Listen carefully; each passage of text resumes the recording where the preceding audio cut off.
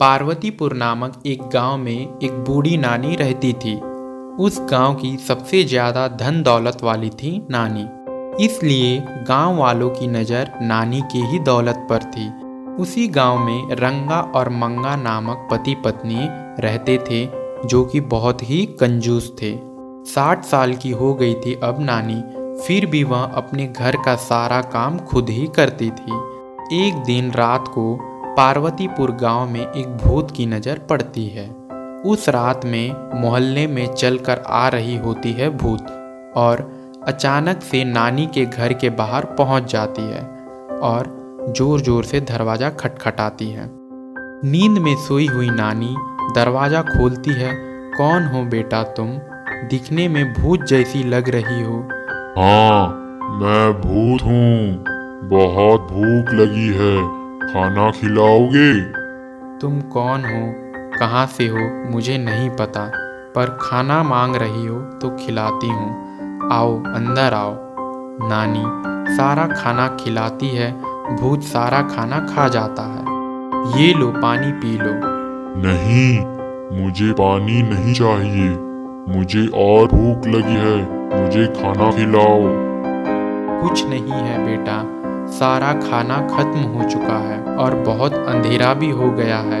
आज रात यहीं सो जाओ और कल सुबह मैं तुम्हें कुछ खिला दूंगी।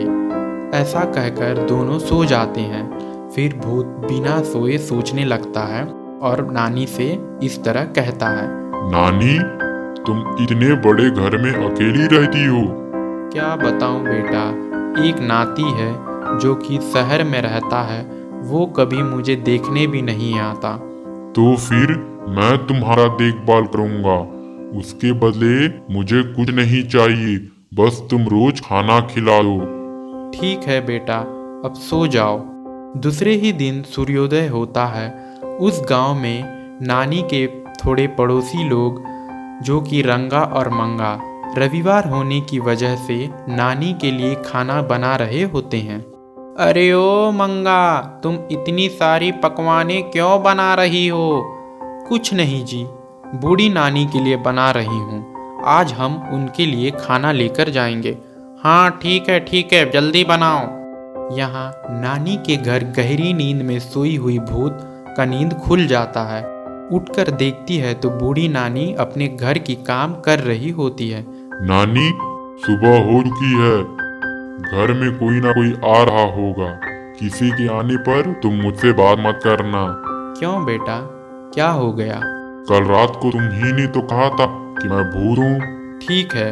कुछ देर बाद भोजन लेकर रंगा और मंगा नानी के घर पहुंचते हैं।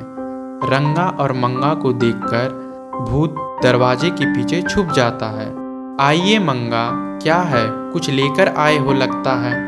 आज हम तुम्हारे लिए भोजन बनाकर लाए हैं। ठीक है, तुम लोग बैठ जाओ, मैं अभी नहाकर आती हूँ। रंगा और मंगा आपस में बैठकर कुछ बातें कर रहे होते हैं। उन दोनों की बातें भूत दरवाजे के पीछे से छुपकर सुन रहा होता है। सुनिए जी, मैं जो खाना बनाकर लाई हूँ ना, इसमें जहर है।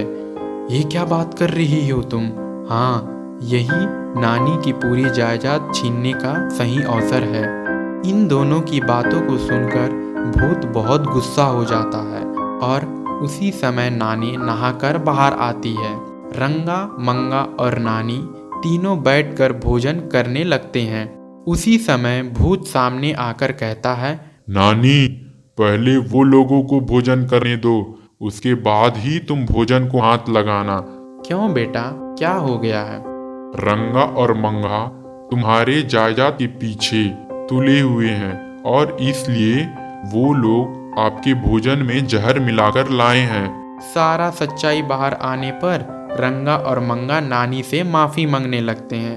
रंगा और मंगा को माफ कर देती है नानी और भूत को धन्यवाद कहती है।